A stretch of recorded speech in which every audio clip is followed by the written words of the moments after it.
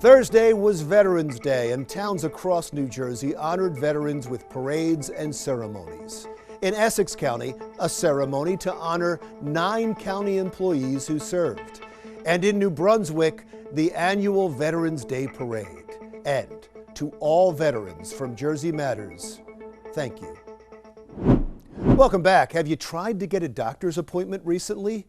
More and more people are complaining they can't get an appointment. Jersey Matters' Kimberly Kravitz reports on this frustrating problem. Kimberly. Booking doctor's appointments lately have been a nightmare. Whether your physician stops taking on new patients or when you finally do score an appointment, it's not for a few months out. I tried to schedule the appointment on October 18th, and they cannot see me until at least January 6th. Danielle Largman tells me she is in dire need of a doctor's care, to the point where she is vomiting multiple times a day and unable to sustain any nutrition.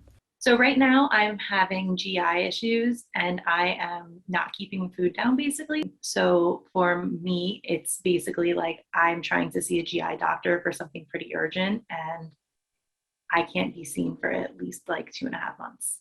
Dr. Frank Contessessa tells me there are several reasons for this backlog, including a decline in medical school enrollment and an increase in physicians' retirement. And we're also seeing that a lot of the students that do come out of training are gravitating towards the specialties where they think they're going to make more money, and a lot of times they do. Is part of the problem pandemic related? COVID has affected things in a lot of ways.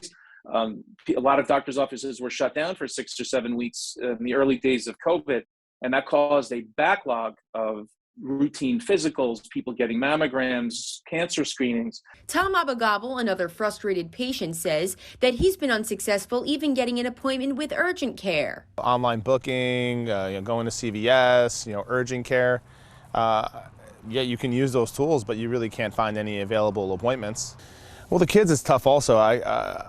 It took me almost 18 months to get the kids for their consultation for their braces, because the appointments are few and far between. Dr. Frank recommends telemedicine for those who aren't successful in booking an in-person appointment.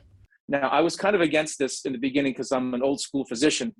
A 5-minute phone call or a video call can do the job, and that opens up more appointments for other people who need to be seen in the office. The sad reality is that the longer it takes to see a physician, the more harm it will do to the patient. We think it's my gallbladder, but